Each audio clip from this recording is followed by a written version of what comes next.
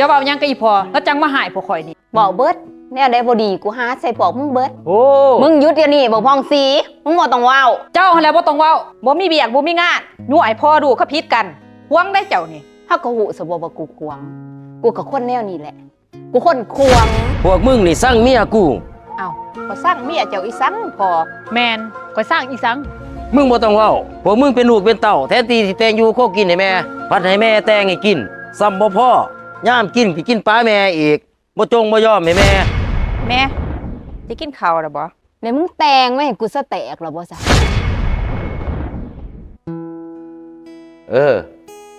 มาครบเบิดแล้วเนาะลูกเต่าก็ได้มื้อนี้พอมีข่าวดีสิบอกพวกเจ้าเด้อข้าวดียังพอแม่นข่าวดียังพอก็คือพวกเจ้าฮู้นั่นแหละแม่ของพวกเจ้าหันเจจิโรยไปหลายปีแล้วพ่อนี่ก็ขาดของมาตลอด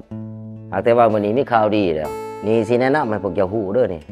อันนี้แม่ใหม่พวกเจ้าแม่แสงเด้อนี่สบายดีทุกคน ต่อไปนี้พวกเจ้าเอิ้นเพิ่นว่าแม่เด้อให้ฮักเพิ่นคือแม่อีดีได้สิเอิ้นแม่จังได๋ข่อยเบิ่งหั่นอายุก็คือสิสูสีกับข่อยนี่แหละแม่นเขาเอิ้นบ่โลกดอกจะเอาเมียหั่นนะพอ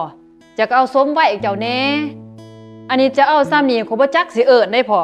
แม่นเขาบ่เห็นดีพ่อเอ้ยโธ่พวกมึงนี่ต่อต้านกูบ่บักพองสีเด้มึงว่าได้ไดเจ้าบ่ต้องเว้าดอกไอ้พองสีข้อยก็ฮู้คือกันว่าจะคืดเครื่องกับข่อยแม่นบ่โธ่พวกมึงนี่เป็นน้ำกันเบิดเนาะขัดขวางความสุขของกูพวกมึงสิให้กูอยู่คนเดียวนี่บ่จนตายหั่นมันก็ดีแต่ว่าแม่แสงมาสร้างความบันเทิงให้กูจะกระสร้างความบันเทิงข่อยคือกันเฮ้ยโอ้จะเป็นพวกเจ้าบันเทิงเนาะพวกแกสิคืดกับข่อยจังได๋ก็ยาข่อยอันก็ฮักไอ้เป็งก็ฮักพวกเจ้าคือกันหั่นล่ะเห็นบ่แม่แสงเราบ่ได้คิดหันคิดนี่มีแต่พวกมึงหันคิดแนวบ่ดีอีหยังก็อย่าต่อไปนี้แม่แสงน่ะสิมาอยู่นำเฮาพวกเจ้าต้องเฮ็ดตัวดีๆกับเราไผเสียอีสังให้เมียเจ้าได้เอาก็สั่นเลือกแถว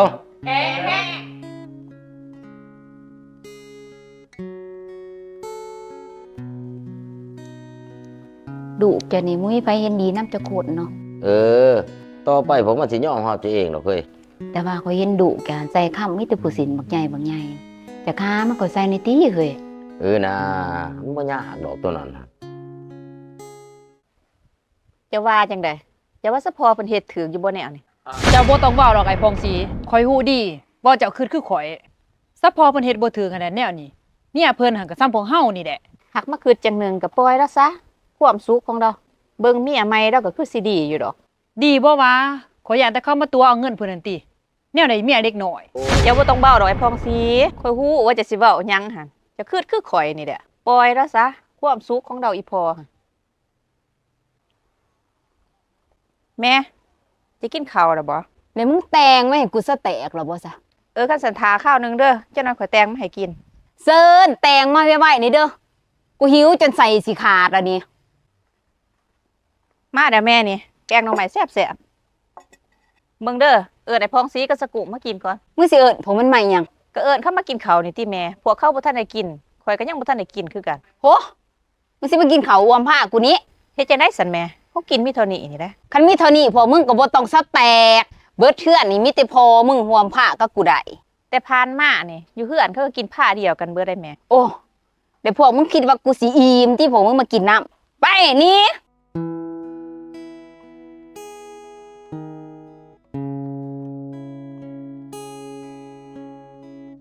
อีกุ้งมึงเห็นปะเขา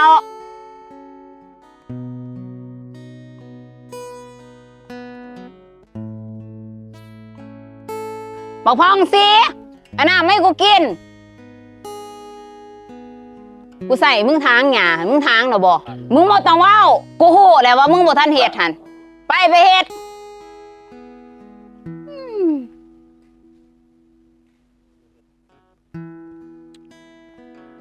มื้อนี้เมื่อยอีดีเฮ้ย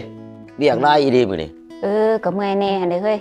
กินหรือบ่ข้าวเที่ยงค่ะกินน่ะเฮ้ยกินเฟอมาแต่นอกว่าแต่เจ้ากินได้ติยังเฮ้ยก่อยแต่งกินไปแล้วแต่งไว้ท่าเจ้าหั่นแหละแต่ดุหันกินเบิดก่อนบ่เอิ้นข่อยเด็กน้อยซุ่มนี่มันสิมาเป็นจังซี่อันติเฮ้ยคันสิเว้าหลายข่อยก็บ่แม่นแม่ขี้อิงเขาแต่นี่เขาก็ยังสั่งข่อยบ่แห้งล่ะบ่เป็นหยังเฮ้ยข่อยสิพาเจ้าออกไปกินเฟอดอก ไปจังได๋เฮ้ยว่าทางหญ้ายังบ่ทันเหลวซะจังนั้นกูสิไปทางต่อ อ้าวก็เรียกว่าให้บักพองสีมันทางแต่มันบ่ได้ทางบ่ บ่นะเฮ้ยสิมีผู้ใดเฮ็ดมีแต่ข่อยติผู้เดียวเฮ็ดแต่เช้าอยู่นี่ โอ้ยเด็กน้อยซึมนี่มันก็ตั้งโทษดีๆได้เบิ่งก็สิไปหายมันเบิ่ง บ่หายเขาหรอกเฮ้ยแต่นี่เขาก็สร้างเขาบ่แห้งดะข่อยอยากให้เขาฮักข่อยเฮ้ยเขาบ่อยากให้เขาสร้างข่อย หันติเจ้าหันก็ใจดีเกินไปพ่อหายเจ้าก็หายเขาแน่เขาเป็นลูกเป็นเต่า ก็ย่าเขาเถอะเฮ้ยมื้อหนึงเขาสิเห็นความดีของข่อยดอก บ่ได้เบิ่งก็สิไปจัดการของมัน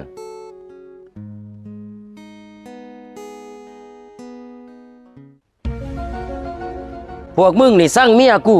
เอ้าก็สร้างเมียเจ้าอีสังพอ แมนข่อยสร้างอีสัง มึงบ่ต้องเว้าพวกมึงเป็นลูกเป็นเต่าแทนที่สิแต่งอยู่โคกินให้แม่พัดให้แม่แต่งให้กินซ้ำบ่พอ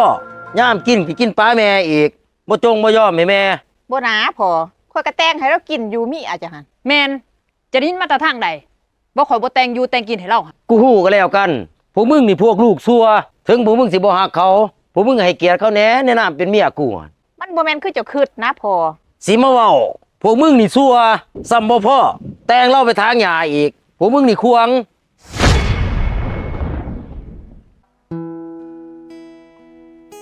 เฮ้ย ขอจัดการพวกมันหน่อยดิพวกนั้น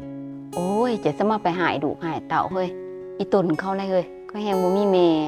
ห่วยคนเนี่ยพวกมันเฮ็ดบ่ถือ บ่ถือก็คอยบอกคอยสอนเอาเฮ้ยเฮ็ดจังได๋ล่ะดู หันติเจ้าหันใจดีเกินไปแสงเอ้ย แนวนี่แหละเด็กน้อยมันจึงบ่นับถือ อีสังกะยาเจ้าอย่าหายเขาหลายจังได๋เขาก็เป็นดุเฮ้ยถึงก่อยสิเป็นแม่เขาก่อยก็ฮักเขาคือดุคือเต่าอีดีเด้เฮ้ย โอ้ย เจ้านี่เป็นคนดีดีนี่หาดีซ้ำเจ้าในโลกนี่คือสิบ่มีเลยแหละ เจ้าก็เว้าเกินไปเฮ้ย อ้าวขอสิไปเบียกก่อนคันมันเฮ็ดหยังบ่ดีเทื่อหน้าบอกค่อยโลด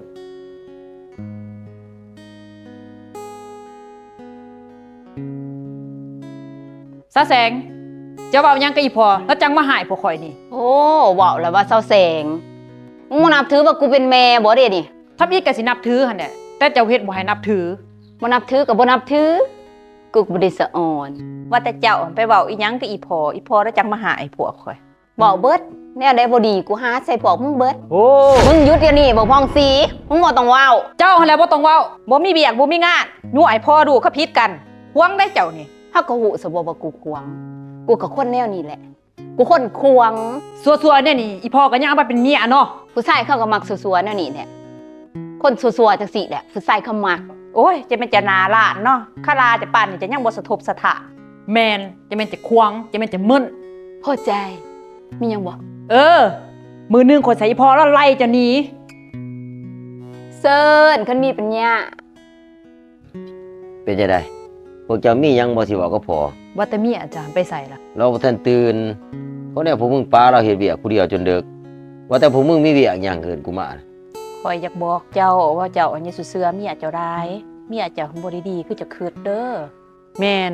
เรามักหาเรื่องให้เจะหายพวกข่อยนี่ หยุดบ่พองสีมึงบ่ต้องเว้าอีกุ้งอีปือนี่คือกัน พวกมึงนี่ซัวได้มาเว้าให้เมียกูว่าเมียกูบ่ดีนี่ ของเราบ่ดีอีดี พวกมึงหันสิให้เราดีซำใดอีกเวียกเฮือนเวียกซ่านแต่งอยู่แต่งกินก็มีแต่เราแล้วพวกมึงสิเอาแบบใดอีก โอ้ยจะยิสุบ้าอะไรพอเวียกเฮือนเวียกซ่านแต่งอยู่แต่งกินก็มีแต่พวกข่อยนี่ได้เฮ็ด พวกมึงนี่ก็ใจแม่นควงอีดีเด้ออาจจะแม่นพวกมึงสร้างเมียกูแท้เนาะควงบ่จริงใส่เมียกูอีดีกูว่าพวกมึงนี่ก็ใหญ่เบิดอะก็พอออกเฮือนออกซ่านเบิดได้ไป ห่วยจะเว้าแนวนี้จะสิได้พวกข่อยหนี้บ่พอ กูบ่ได้ใดแต่กูอยากให้พวกมึงไปใช้ชีวิตเบิ่งว่ามันสิเป็นแนวใด เจะก็ลงเมียจะโพดพอเอ้ยเลยบ่ฟังดุฟังเต่า หยุดมึงบ่ต้องเว้ากับพองสีพวกมึงคือกันคันพวกมึงบ่เปลี่ยนบ่แปลงนี่พวกมึงสิบ่ได้อยู่นำกูแหละกูเบิ่งคักแหละแต่นี่ต่อไปหั่นพวกมึงอย่าเว้าให้เมียกูอีกเด้อให้กูได้ยินนี่มีปัญหาโลดกับกูนี่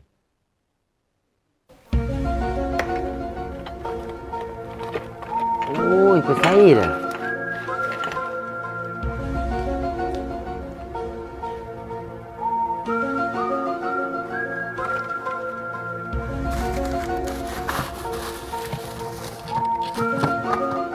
เอ้าเงินกับคำไปไสเบิดบาทนี่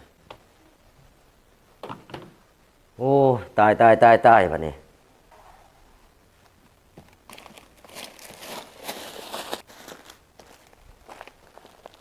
โอ้ยตายบาทนี้เงินก็บ่เห็นค่ำหา6 บาทก็บ่เห็นโอ้ยต้องแม่นลูกควงซุนั่นแหละเอาไปเบิ่งสิไปจัดการพวกมันก่อนโอ้มึงมาอยู่นี่เนาะอีควง อ้าว มันเป็นจังไดเดี๋ยวนี้พวกมึง ก็เป็นอีสัง ยังสิมีหน้ามาถามมึงเป็นบ่รักเงินกับรักค่ำกูมา เว้าไป สิเว้าไปอิหยังกูไปหาบักพองชีก็บ่ได้เอากูไปหาอีกุ้งก็บ่ได้เอาพวกนั้นบ่ได้เอาก็สิแม่นมึงนี่ติเอา เอาพอจะเป็นบ้าสมออยู่ซื่อๆก็สิมาหาเรื่องใส่ข่อยบ่แม่นมีอาจจะบ่เอาไป หันเด้อันคันเว้าแล้วก็ทิมโทษใส่เมียกูอีกอันซะแสงหันเราบ่เป็นสิคนแนวนั้นเด้อซะแสงนั้นเราดีคือหยังนี่บ่แม่นเราสิซัวคือพวกมึงนี่พวกลูกได้นะคุณ ห่วยพอข่อยบ่ได้เอานะให้จะไปถามเมียจะคืนเบิ่งหั่น นั่นนี่ยังสิมาบอกใส่เมียกูอีกมึงบ่รับแล้วก็แล้วกูแจกกูทานหุงไปซะ จะก็ฟังเหตุฟังผลได้ติว่าพออันนี้ฟังแต่เมียเจ้า ในเมียกูเป็นคนดีเลิศประเสริฐศรีบ่มีไปเทียบในโลกนี่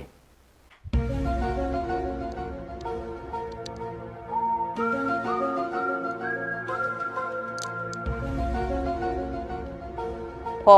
ข่อยมีเรื่องสิบอก เรื่องอีหยัง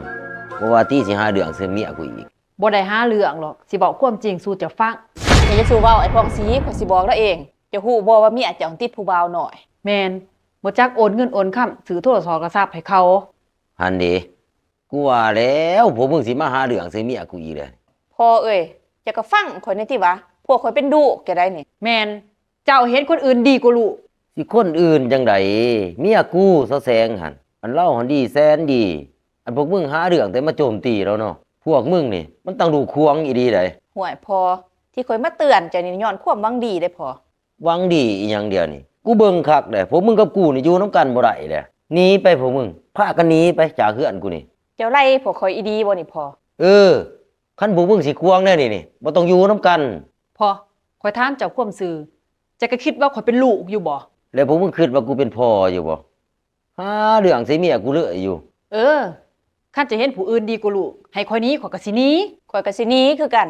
แต่บ่ต้องบอกไอ้พองสีข่อยก็ฮู้ว่าเจ้าสิหนี้คือกันไปพวกเฮา ไปมันวิดๆซะโอ้ยว่าแต่เสาแสงบ่ใส่เด้บ่เห็นแต่เสาพุ่น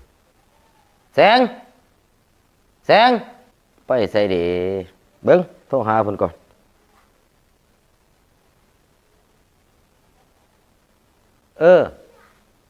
เจ้าอยู่ไสนี่เฮ้ย อยู่กับผู้บ่าวหน่อยติเขาสิมาอยู่นำเจ้าอีสังเฒ่าบ่เฒ่า อ้าวที่ผ่านมาอาจจะบ่ได้ฮักข่อยบ่เฮ้ย แต่มันสร้างเว้าแท้เฒ่าบ่เฒ่าก็เสียงเขาฮักเจ้าซะบ่ คันบ่ฮักข่อยได้จะมาอยู่นำข่อยหยังแต่ทีแรกพุ่น เขาอยากได้เงินเจ้า ถ้าเจ้าบ่มีเงินจ้างเขาก็มาอยู่นำเจ้าดอก โอ้ยคือมาว่าจังซั่นเฮ้ยคันสันเงินตัวเฮายืมตัวเอาเฮือนไปจำหั่นเอามาส่งข่อยคืนติ ผู้ขี่นี่อยากได้เอ้ยพองเอาคันมีหลักฐาน โอ้ยเจ้าโกงเขาบ่นี่เฮ้ย เออ คันสันเงินกับคำอยู่เฮือนก็มันเจ้าบ่เอาไปซะ บ่เฒ่า เอามาส่งข่อยติเฮ้ยเอาตัดสาย3 บาทนี่โอ้ยแสงเอ้ยเจ้าคือมาเฮ็ดกับข่อยจังซี่ข่อยบ่ฮักเจ้าแท้เอาว่ามันแม่นคือความรู้บอกเบิดแนวนี่ ไอ้เป้งเป็นจังไดเจ้า จะได้เสียตัวมีเวียกบ่ บ่มีสิมาบ่เดี๋ยวนี้ฮะเป็นจังไดเดี๋ยวนี้3-4 เดือนแล้วเด้ต้นทุนก็บ่ส่งดอกก็บ่ส่งนี่ อ้าวซะแสงเนี่ยข่อยเราบ่ได้ส่งสมมุตินะคือว่าเราส่งให้ครูเรือนอยู่ ส่งหาอีหยังแต่มือยืมหอดมื้อนี้ยังบ่ได้นำพวกกีบอยู่เดียวนี่ โอ้ยข่อยก็บ่ฮู้นำเพิ่นแล้ว เงินอยู่นำเพิ่นพุ่นเบิด หยุดมึงบ่ต้องเว้ากูฮู้ว่ามึงสิเว้าหยังหั่นข่อยบ่สนว่าเงินสิอยู่นำไผแต่ว่าสัญญานี่มันออกชื่อเจ้าต้องรับผิดชอบ โอ้ยเนาะอ้าวตอนเฮาตกลงกันคือว่าเป็นสัญญากู้ยืมบัดนี้ซะมาเป็นสัญญาซื้อขาย ทุกมื้อนี่เขาก็เฮ็ดรูปการนี่เบิดหั่นแหละคันเจ้าบ่ใช้มีแต่ว่าเจ้าออกจากเฮือนหลังนี้นี่ โอ้ยขอแล้วเสียตัวเอ้ยเงินก็เมียข่อยเอาไปแล้วก็ไปเลยแล้วถิ่มข่อยเดียวนี่เงินค้ำกำแก้วเราก็ลากของข่อยไปเบิด ข่อยบ่อยากฟังปัญหาของเจ้าปัญหาของข่อยตอนนี้คือข่อยอยากได้เงินคันข่อยบ่ได้เงินมีแต่ว่าเจ้าหนี้ โอ้ยข่อยขอแล้วเสียตัวเอ้ยคันเจ้าได้คนนี้ข่อยสิไปอยู่ไสลูกเต่าคนนี้จากข่อยเบิดอ่ะ มันหยังก็อย่าให้เวลาเจ้า3 วัน ไป หาดอกมาให้ข่อยคันบ่ได้มีแต่ว่าเจ้าหนี้คันเจ้าบ่หนี้จะเจอปัญหาชีวิตหนักหน่วงแท้ๆ โอ้ยเนาะเสียจังไดเด้บาดนี่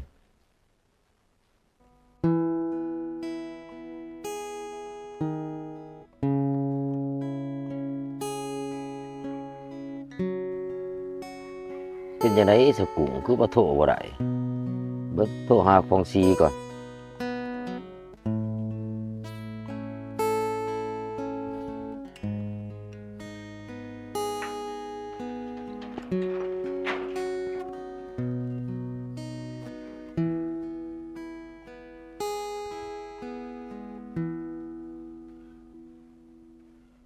โอ้ยบ่อยู่เฮือนซ้ำบ่นี่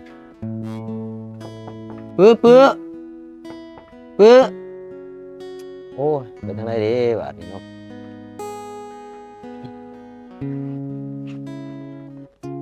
ไปทางไหนเด้ดูก่อนโทรหาก็บ่ได้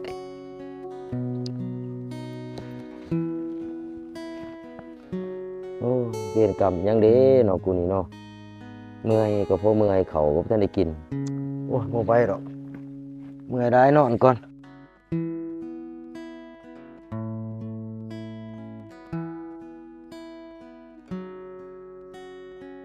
เอ้าเป็นผู้ไรมานอนอยู่หั่น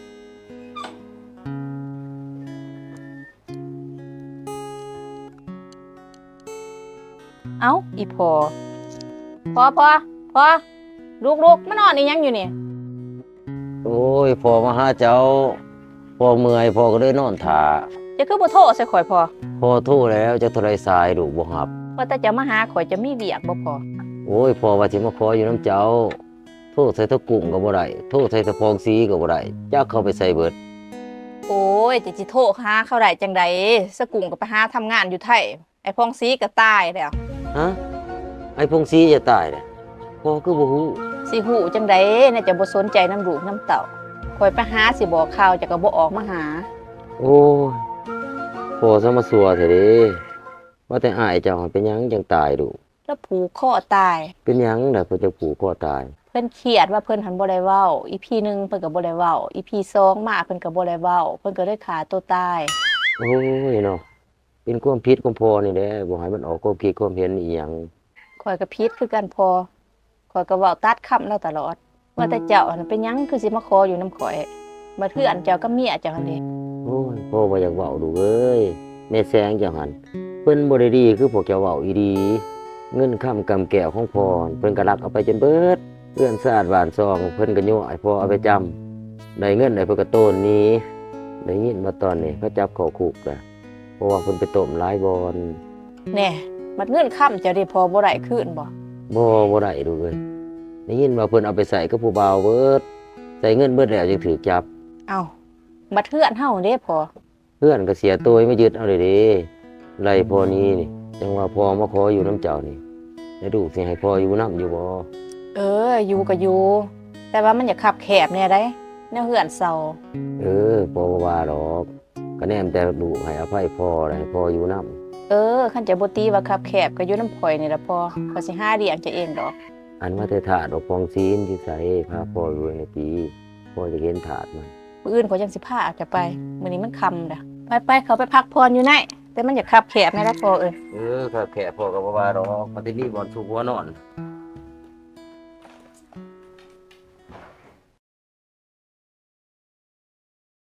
ห้องหมอการแพทย์พื้นเมืองจีน ภาคใต้ล่าวหัวท้าย ปินปัวพญาทั่วไปเส้น กวดโรคหัวใจ ตั้งทรง ไขมันในเลือด โรคกระเพาะลำไส้ ลงขาวหลาย มีกิน คั้นน่องไส้บ่แข็งแห้ง มีลูกยาก พญาติดต่อทางเพศสัมพันธ์และอื่นๆ สถานที่ตั้ง ทางเขาคิ้วรถลักแปดไต้ บ้านหัวแซ่ เมืองบ่แจงเจริญสุข แขวงจำปาสัก สมมติมาขัดขวางพ่นจะเดินถึงโง่แท้มือนั่นก็หายได้แต่หนึ่งยังมาวนมาไหวก็บ่ค่อยนี่บ่แล้วบ่เดี๋ยวนี้คือสีอิจฉาเลยเนาะลูกก็จะได้เวียกดีงานดีลูกก็สิหังสิมี โอ้ยข่อยหวังดีได้นี่เขาจังมาเตือน เสือก เอ้าแล้วแต่เจ้าซะคันสั่น เอ้าไปไสปื้อ โอ้ยสิไปเอาเงินลูกสาวฝากเงินมาให้ อันนี้บ่อวดให้เฮาอีกขี้โม้อีกฝากมาหลายแท้บ่ โอ้ยฝากมาให้5,000ของเพิ่นหาก็ไปได้เดือนเดียว โอ้ยฝากมาหน่อยตายแท้เนาะ สิพ่อซื้อเขามาอยู่บ่ อย่าซื้อเว้าให้ลูกเขาบ่แม่นสิมีปัญญาหาเงินหลายคือลูกเจ้า แม่นแน่เนาะดีใจนำเด้อ ว่าแต่ลูกสาวกับลูกเคยจะฝากมาให้อยู่บ่คือสิฝากมาให้ตลอดได้เนาะ โอ้ยลูกก่อนมันสิฝากมาเป็นก้อนใหญ่บาทเดียว มันบ่ฝากยอกๆแยกๆจังซี่ดอกขุดดูขุดบ่นั่นแหละขุดไปเรื่อยๆขุดไปเรื่อยๆพงศรีลูกว่าเลิกพ่อแล้วบ่ซ้ำนี่หยุดเพราะว่าลูกก็สิคือพ่อเนี่ยเพราะว่ามันพ่อแหละซ้ำนี่ไปพักผ่อนลูก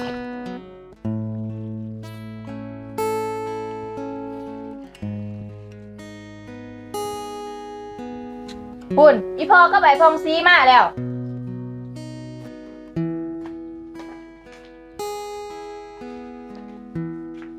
เป็นจังใดเฮ้ยแล้วบ่เวียกหั่น หยุดพงศรีเจ้าบ่ต้องเว้าหรอกพ่อสิบอกแม่เจ้าเองแล้วเด้อเฮ้ยนี่แหละอาศัยเคยพงศรีเนี่ยจังได้เอาไว้ แล้วข่อยก็บ่ดีใจดอกเฮ้ยราคามันตกแห้ง โอ้ยข้อยก็อุกใจคือกันเฮ้ย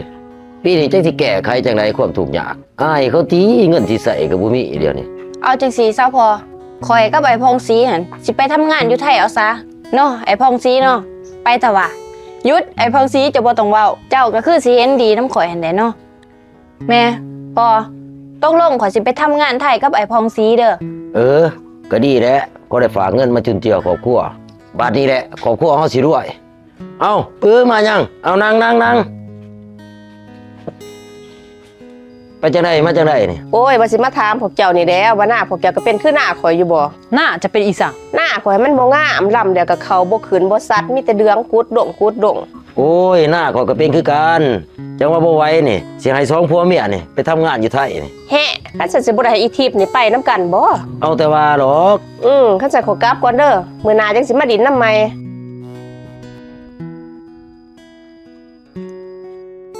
ที่มันผมวันหยานเดือเนาะ แม่น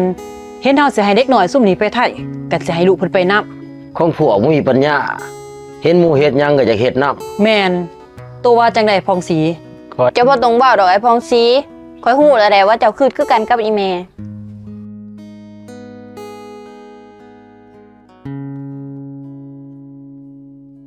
อ้าวจะได้เสียตัว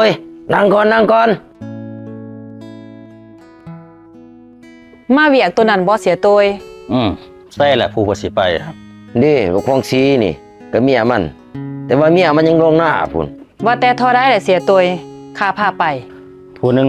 35,000 บาท2คนกับผู้ที่70,000 โอ้สมาธิแพงแท้เสียตัว บ่แพงดอกสับนี่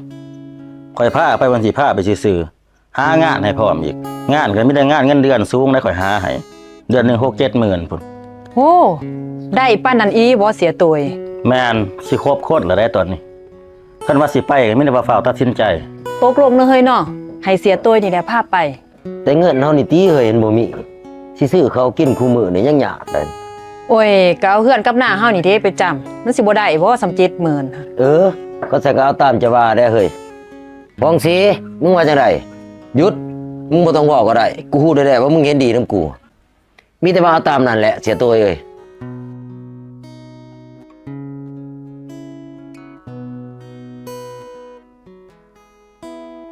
เอาจะได้ไม่เสียปื้อนั่งก่อนก็จะได้มาจะได้ ก็มาถามเรื่องสิไปไทยหั่นแหล้วว่าแต่เสียตัวเห็นมาอีหยัง ก็มาเวียกตัวนี้นี่แหละก็ว่าเสียตัวนี่แหละพาเด็กหน่อยซึมนี่ไป อ้าวพอเป็นเสียตัวนี้เราพาไปแบบเถื่อนแบบบ่มีหนังสือใด แม่นเสียตัวนี่อยากควงได้พอเสียว คือบ่ไปผ่านบริษัทจัดหางานที่ถูกต้องหันมันสิปลอดภัยกว่ากันได แมนคือบริษัทจำปานครบริการจัดหางานนั่นเด้พ่อเสียว เขาดำเนินธุรกิจเกี่ยวกับบริการจัดหางาน ให้แก่ผู้วางเวียกผู้ที่ว่าอยากมีเวียกเฮ็ดงานทำเวียกนี่ก็มีทั้งภายในและก็ต่างประเทศได้พ่อเสียว โอ้ยอันนี้คือมาเว้าเถอะอันสิไปนำบริษัทน่ะจะยามใดสิได้ไปน้ำเสียตัวนี่ไปมื้ออื่นนี่ก็ได้เพิ่นพาไปสำบาย ก็แม่นอยู่แต่มันไปบ่ถือกฎหมายได้หันพอเป็น ซองแม่ลูกมึงนี่อย่าเว้านะผมมึงอิจฉากูแม่นบ่อยากทวงดึงเวลาลูกกูไปได้หั่นเนาะ มันบ่แม่นแนวนั้นพ่อเสียว ก็แม่นแน่นั่นนั่นแหละมึงยังให้ลูกกับลูกเคยกูไปซ่าๆพอทวงเวลาหาเงินน่ะมึงย่านกูหังกูมีไว้กูพวกมึงแม่นบ่กูฮู้เลยแหละมึงบ่ต้องเว้าบ่ของสีมึงก็คือกูแม่นบ่ว่าเขาอิจฉาพวกเฮา กูว่าแล้วมึงต้องคือกูว่าผู้นี้อิสาเฮาไปนี้พวกขี้อิสานี่คือใกล้เฮือนกูนี่บ่ต้องมาเหยียบจักเทื่อจะเป็นศาสตร์ขี้อิสาหมู่คือสิญาณกูหังกูมีกลัวได้เนาะ แม่นพวกนี่แต่ขี้อิจฉา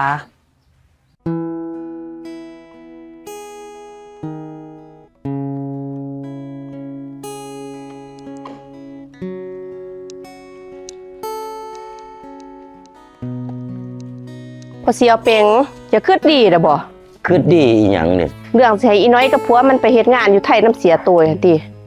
เสียตัวแล้วบ่ได้ดีใด บ่ดีจังไดเสียตัวแล้วสิหางานให้เดือนหนึงได้ 3-4 หมื่นพุ่น โอ้ยอย่าสิไปเสือเราเบี้ยอีสังสิได้ฮอด3-4 หมื่นพุ่นคันเฮามีความรู้สูงๆหั่นสิบ่ว่า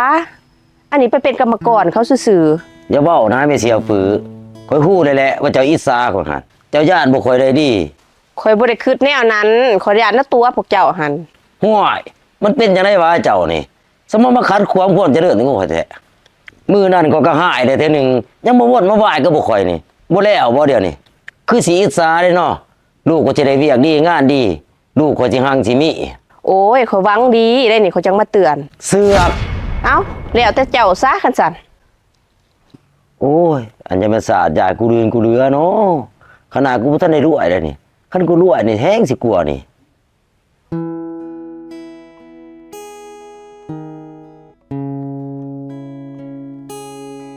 โดยเทียนมื้อนี้จะไปหาลูกค้าอยู่พ้นสินไข่เนี่ยเด้อ ลูกค้าพ่นสินไข่นั่งที่พันบ่ แม่นแล้ว จังซี่เนาะบริษัทจำปานครบริการจัดหางานของพวกเฮาก็อยากให้ทานมีความไว้เนื้อเชื่อใจทางบริษัทเฮาหันแหล้วเพราะว่าทางบริษัทอาหารบริการจัดหางานทั้งภายในและต่างประเทศที่ถูกต้องตามกฎหมายภายใต้ระบบ MOU โอ้แสดงว่าทางบริษัทเฮานี่แม่นพาไปถูกต้องตามกฎหมายติ แมน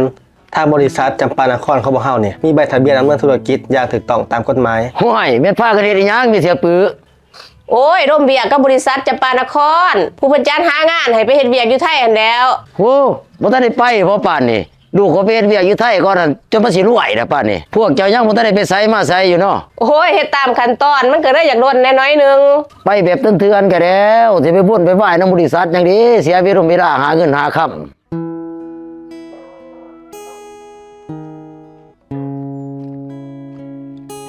จังไดเฮ้ยลูกเคยกับลูกสาวเจ้า 2-3 เดือนน่ะก็บ่เห็นติดต่อมาโทรหาพวกมันก็บ่ได้ หันตี้เฮ้ยพวกมันบ่ฮู้บ่ว่าเฮาขอเงินนำพวกมัน เสียจอยก็จี้เด้ออยู่นี่ ก็บ่ตีเล่าแหละแต่ยืมมาต้นทุนก็บ่ทันให้ดอกเบี้ยก็บ่ทันให้เรา มันเป็นจังไดลูกเจ้ามันคือบ่ฝากเงินมาให้เฮาหรือว่ามันสิฝากมันเป็นก้อนมาเดียวบ่ คือสิแม่นเฮ้ยสงสัยมันสิฝากมาให้เฮาเป็นก้อนบาทเดียวบ่จักเฮ้ยเอ้าไปไสปื้อโอ้ยสิไปเอาเงินลูกสาวฝากเงินมาให้ นั่นดิบ่อวดให้เฮาอีกขี้โม้อีกฝากมาหลายแท้บ่ โอ้ยฝากมาให้5,000ของเพิ่นหาก็ไปได้เดือนเดียว โอ้ยฝากมาหน่อยตายแท้เนาะสิพ่อซื้อเขามาอยู่บ่ อย่าซื้อเว้าให้ลูกเขาบ่แม่นสิมีปัญญาหาเงินหลายคือลูกเจ้า แม่นเลยเนาะดีใจนำเด้อ ว่าแต่ลูกสาวกับลูกเคยจะฝากมาให้อยู่บ่คือสิฝากมาให้ตลอดได้เนาะ โอ้ยลูกก่อนมันสิฝากมาเป็นก้อนใหญ่บาทเดียว มันบ่ฝากยิงดอกยิงแยกจังซี่ดอก คันสั่นก็ดีใจนำเด้อสิไปก่อนย่านหานเขาปิด เพิ่นก็สิภูมิใจแฮงเลยเนาะ แม่นเพิ่นคือสิภูมิใจแฮง เพิ่นบ่ฮู้ว่าเงินสำคัญถ้ามาเทียบใส่เงินลูกเนาะมันซ้ำเศษเงิน แม่นเด้อเฮ้ยเนาะ จะได้อย่างยี่เป็ง อ้าวเสียจอยสบายดีเอานั่งก่อนไปจะได้มาจะได้นี่ ก็มาท่วงนี่น้ำเจ้านี่ติเป็นจะได้คือมีสีซ้อมแท้แต่ด้นน่ะต้นทุนก็บ่ทันได้ดอกเบี้ยก็บ่ทันได้มันเป็นจะได้เดี๋ยวนี้ โอ้ยข่อยขอแหละเสียจอยเอ้ยลูกสาวกูลูกเคยท่านฝากไว้ให้ แม่นเสียจอยเดือนหน้าคือสิได้มันสิฝากมาเป็นก่อนบักใหญ่โลด ให้มันแท้เด้อพวกเจ้านี่มีสีซ้อมมาด้นเลยเด้อ มีแต่ว่าอยากขอความช่วยเหลือเสียจอยได้บาทหนึง จังได๋สิยืมเพิ่มอีกบ่นี่ที่เว้ามานี่ แม่นขอยบ่ให้จะยากหรอกวันนี้จังน้อยลูกเคยกับลูกสาวเขาสิฝากมาให้เป็นก้อนบางใหญ่โลด แล้วสิทมให้เจ้าเบิดบาทเดียวโลดเสียจอยเอ้ย โอเคสันแต่ว่าคอยให้เวลาอีก2 เดือน คันบ่ได้นี่เจ้าเตรียมโต้ย้ายออกจากเฮือนเด้อสิว่าบ่บอกเท่านี้แล้ว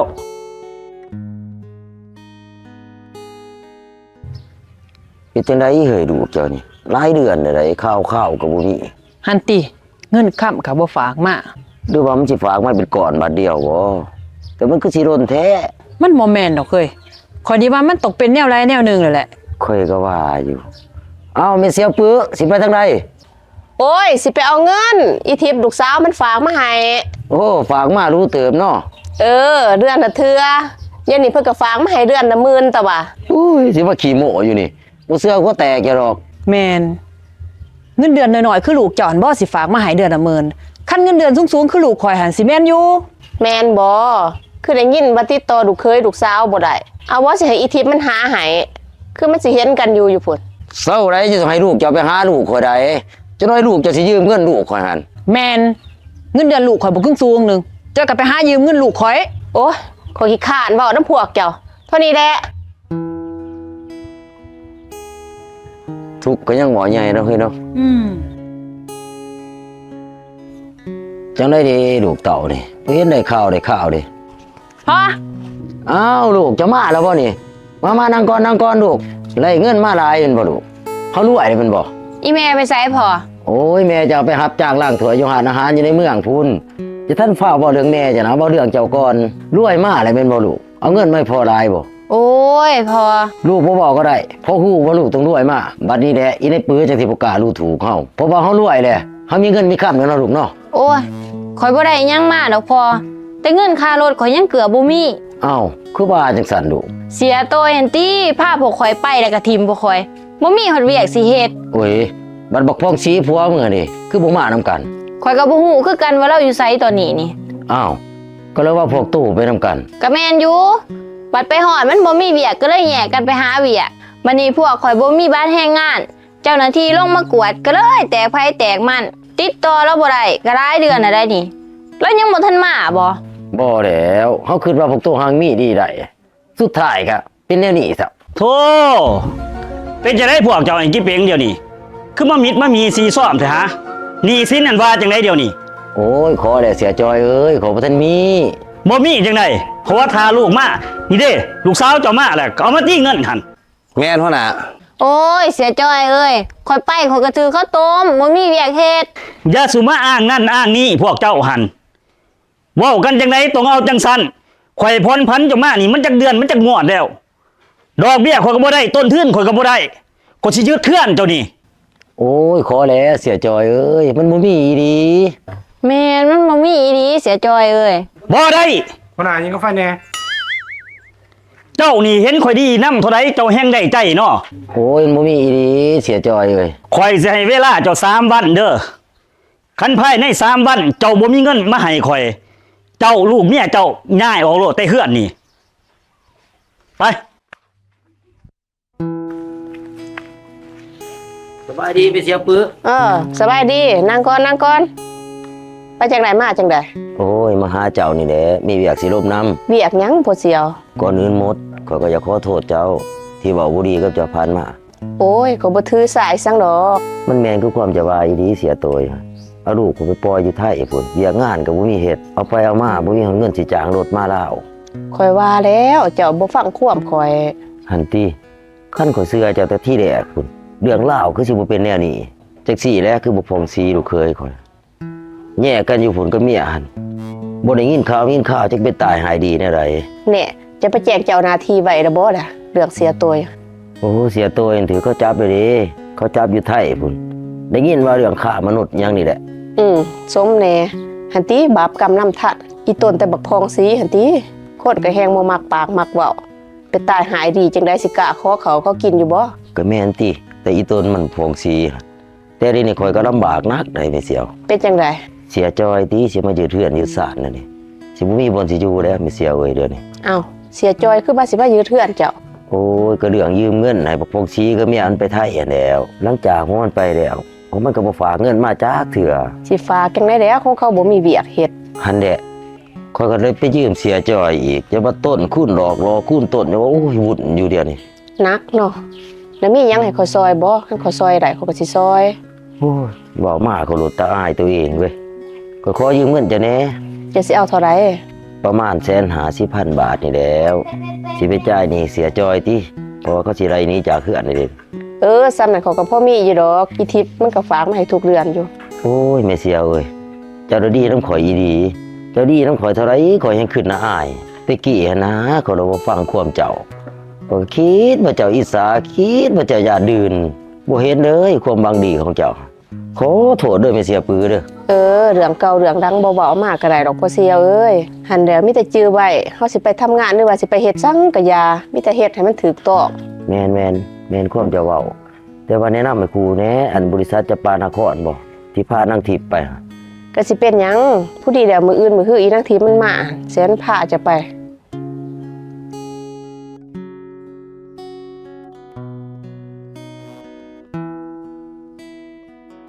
สบายดีบริษัทจำปานครบริการจัดหางานยินดีให้บริการ ลูกค้าสนใจสมัครเวียกภายในหรือว่าต่างประเทศเจ้า โอ้ยก็อยากให้สาวหน้านี่แหละไปทำงานอยู่ไทยก็ไปได้แหละเทื่อนึงแต่ว่าถือเขาวตกเงินก็เบิดเป็นเท่าไหร่ไปก็บ่ได้เวียกเฮ็ดสุดท้ายถือร้อยแพ้ซ้ำ ไปผ่านบริษัทใดเดหัน โอ้ยไปแบบบ่ถูกนี่แหละไปเอง แน่เจ้าเสื้อไผบ่เสื้อไปเสื้อเสียโตย ก็จากแล้วก็คิดว่าสิได้งานดีแหละเนาะ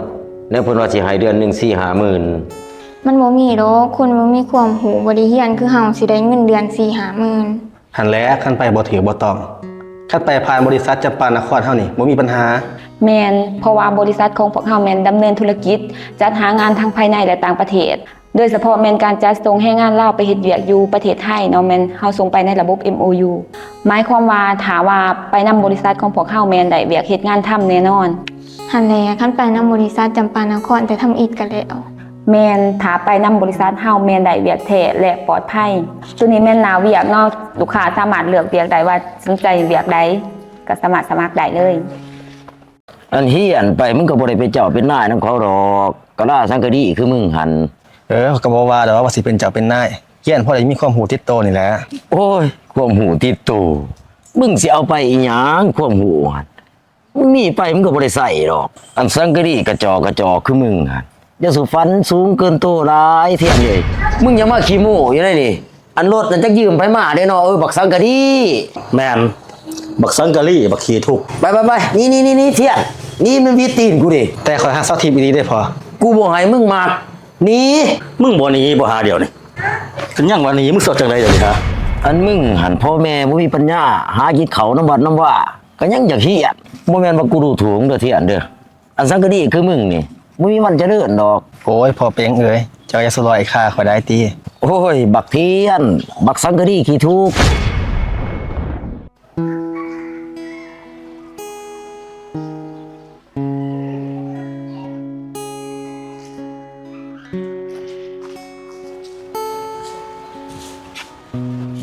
จะได้ ขอเงินไปโรงเรียนหน่อยอาจารย์ สิไปเฮียนแล้วบ่นี่ โดยขาน้อยขอเงินไปโรงเรียนหน่อยติ ให้ไปบางทิศก่อนนี่เบิดแล้วบ่ โดยอาจารย์ช่วงนี้ป้องกันบดได้ใส่เงินหลายเนี่ย คันเบิดเรื่องหำเรื่องเฮียนก็บ่เป็นหยังดอก แต่ว่าอย่าสิไปเบิดตำแนวอื่นเด้อมีแต่ว่าให้ตั้งมกตั้งใจหำตั้งใจเฮียนอีต้นพ่ออีต้นแม่พ่อแม่เจ้าเพิ่นก็บ่มีจังว่ามาฝากมาฟังไว้อยู่นำบัดนำบ้านนี่เด้อบ่แม่นว่าให้เงินให้ค้ำไปแล้วสิไปลินกินฟุ่มเฟือยต้มกระทอกกระท่อมแนวใดมันบ่ดีอย่าสิไปเฮ็ดได้เด้อเฒ่าเด้อ โดยขาน้อย ไปเอาน้ำโจตุยเด้อ โดยครับ ไปน้ำโจตุยหันตั้งใจหำตั้งใจเฮียนเด้อนัตถิกัมมังสมะพลัง แห่งใดในโลกเสมอด้วยแห่งกรรมบ่มี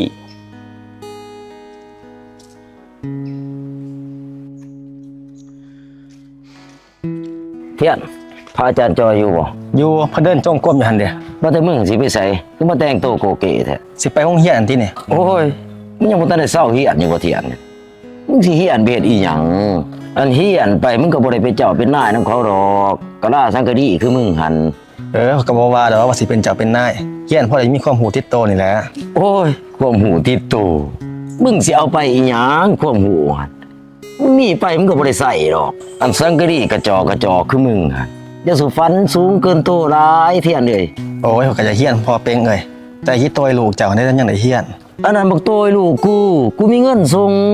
อันมึงหันพ่อแม่บ่มีปัญญาหากินเขาวน้ำวัดน้ำว่าก็ยังอยากเฮียดบ่แม่นว่ากูดูถูกเด้อเทียนเด้ออันสังกะดีคือมึงนี่บ่มีวันเจริญดอก โอ้ยพอเปียงเอ้ยเจ้าอย่าสลอยค่าข่อยได้ติ โอ้ยบักเทียนบักสังกะดีขี้ทุกข์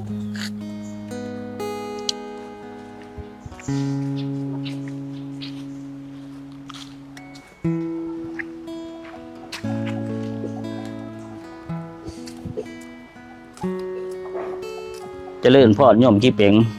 ว่าจะได้มาจะได้นี่คือจังยางทีลี่มามีเวียกบ่ โอ้ย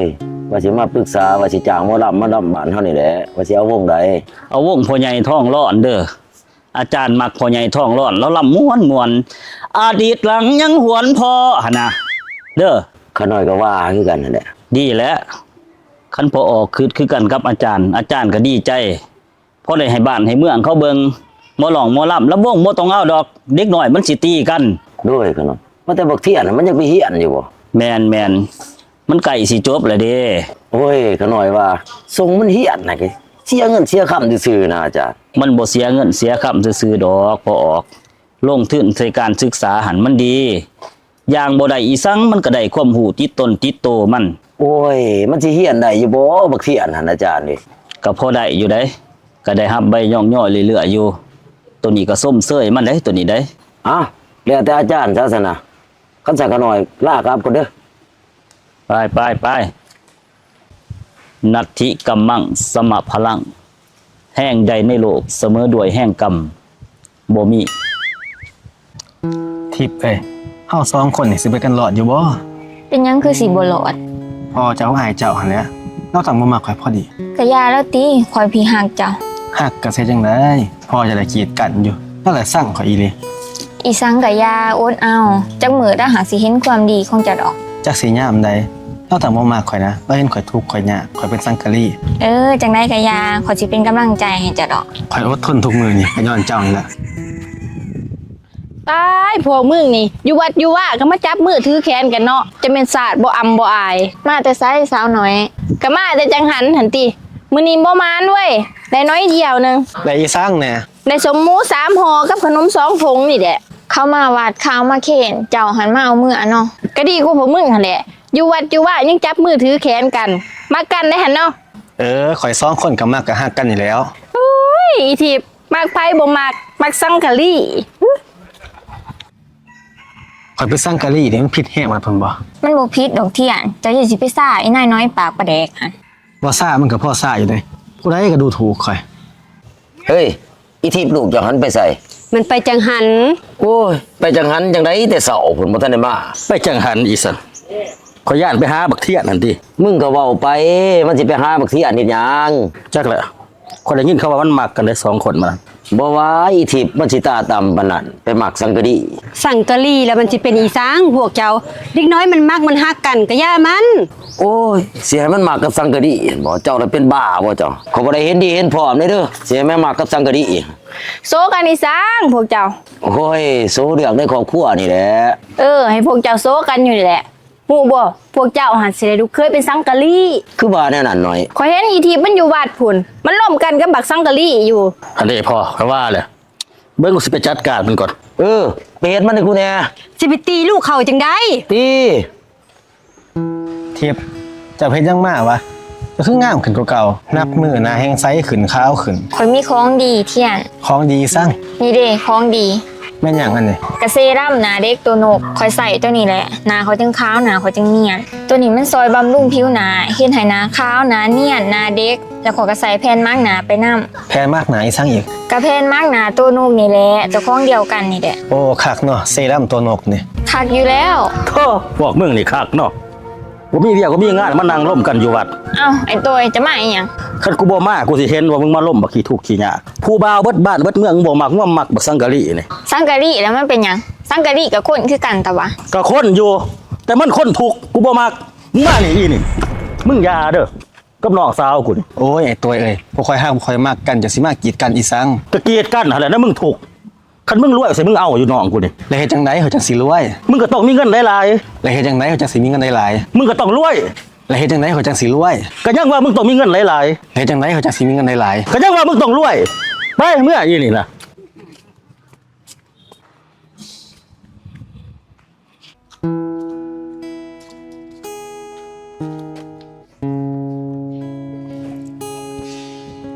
เจริญพรจะได้สิมาขอเงินอีกบ่นี่ บ่ขะหน่อย ก็สั่นมาหยังล่ะ ขะหน่อยว่าสิมาขออาจารย์ว่าสิเศร้าเฮียนนะ อ้าวเป็นหยังคือสิเศร้าเฮียนคือว่าสิจบพอแห้งแหละมันเป็นจะได้ ขะหน่อยว่าเฮียนไปก็บ่ได้ดีช่างหรอกเฮียนไปก็บ่ได้เป็นเจ้าเป็นนายขะหน่อยเลยบ่อยากเฮียน คือมาคิดแนวนั้นบัดนี้ ผู้ใดก็เว้าให้ได้ขะหน่อยว่าขะหน่อยเฮียนไปก็บ่มีประโยชน์หยังขะหน่อยเลยบ่อยากเฮียนอาจารย์ แม่นไผเว้าพอออกเป้งแม่นบ่เทียนเอ้ยสิไปฟังความคนหลายมันบ่ได้เด้ฟังความคนมันสิจนใจเฮาฟังเด้ออาจารย์สิเทศสู่ฟังคนเฮานี่ขอเพียงแต่ฝันให้ไกลและไปให้ถึงที่จุดหมายอย่าฟังคำคนอย่าสนใจไผอย่าเปลี่ยนแนวโปรดจงมั่นใจที่เฮ็ดลงไปหันถึกแล้วคนแน่แนวเท่านั้นผู้ชนะชีวิตคนเฮาหันมันมีอิหยังมากมายเยอะแยะมีเกิดแก่เจ็บตายคล้ายๆกันแต่สิ่งที่มีบ่เหมือนคือความฝันอยู่ที่ว่าไผสิล่ามันให้อยู่มือลองเบิ่งแม้เกิดมาเป็นคนล่าฝันมีรางวัลฝันไฟให้ไฟฝันมีชีวิตเกิดมาเพียงครั้งเดียวเท่านั้นอย่าปล่อยความฝันให้หลุดมือเด้ออ้าวเข้าใจเลยที่บัดนี้ โดยขะหน่อย อ้าวไปตั้งใจทำตั้งใจเฮียนจะสิไปสนหลายคำคนเว้าหันไปจะได้ละล่ะมาหยัง ขน่อยมาขอขนม โอ้ยข้าวต้มขนมมื้อนี้มันบ่มีดาราเอ้ยมันบ่แม่นวันศีลมื้อหน้าจังมาวันศีลจังมาเด้อ โดยกูบ่าขี้ที่เบิ่งสิบอกแม่บ่ให้มาใส่บาตร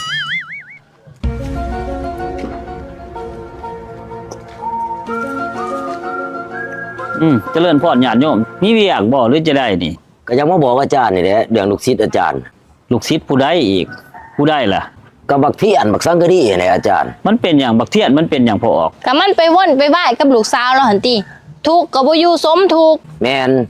ทุกข์บ่อยู่สมทุกข์มาบุญมาไหว้กับลูกสาวเขาหน่อยนี่อาจารย์ก็สั่งสอนมาแหน่ โอ้ยเด็กหน่อยมันหักมันมักกัน เจ้าก็สิไปกีดไปกันเขาอีสังพอออกไม่ออก ห่วยแล้วก็น้องบ่อยากได้ลูกเคยขี้ทุกข์ลูกเคยสังกะดี โอ้ยพอออกเปียงเอ้ยเจ้าก็ลืมแล้วบ่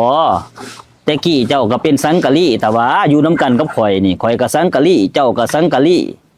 คู่มือนี่เด้เจ้าก็ยังมีเงินมีค่ำข่อยก็ได้เป็นหัวเจ้าอาวาส แม่นอยู่แต่ว่าขน้อยหั่นเป็นสังกะดีไฮโซได้บ่ได้แม่นสังกะดีกระจอกแน่นี่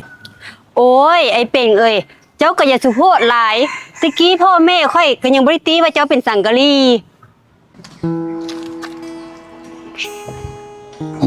เจริญพรจะได้เสียงได้อยู่บ่ โดยขะหน่อยหาใบประกาศอะเด้ เขาสั่นก็ดีใจนํเด้อแต่ว่าสิเฮ็ดจังได๋ต่อบัดนี้เรียนจบมาแล้วล่ะสิเฮ็ดจังได๋บัดนี้ มีแต่สิมาลาอาจารย์เนี่ยสิไปหาเวียกเฮ็ดก่อนบัดนี้ สิไปเฮ็ดอยู่ไสล่ะบัดนี้ ก็ยังบ่ทันฮู้แต่ก็สิไปสอกๆมึงก่อนคาดว่าสิขึ้นมาเวียงพุ่นแหละขะหน่อย เอาไปดีมาดีเด้อบัดนี้เด้อเอาไป ขะหน่อยยังไปว่าทางไหนอาจารย์ เป็นหยัง บ่มีเงินค่ารถ ไปเอาน้ำจัวบุญมีเด้อบอกว่าอาจารย์บอกเพิ่นสิให้อยู่ดอกเด้อไป โดยขะหน่อย ไปดีมาดีเด้อเฒ่าเด้อตั้งอกตั้งใจได้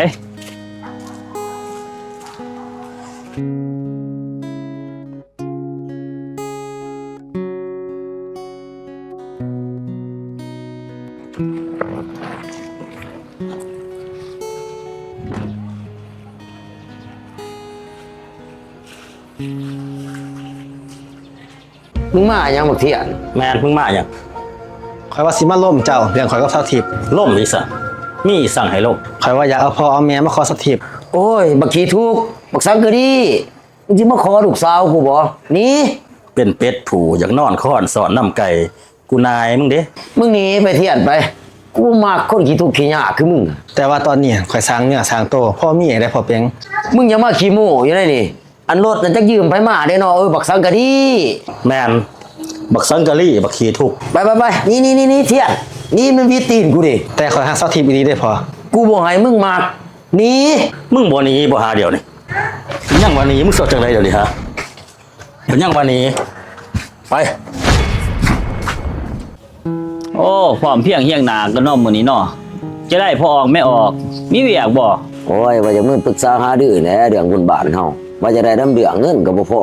ตัวเรื่องเงินจ้างหมอลำมันบ่ต้องเป็นห่วงดอก มันมีผู้สิจ้างให้แล้ว ลูกศิษย์เก่าเฮานี่แหละลูกศิษย์ทั้งวัดเฮานี่แล้ว โอ้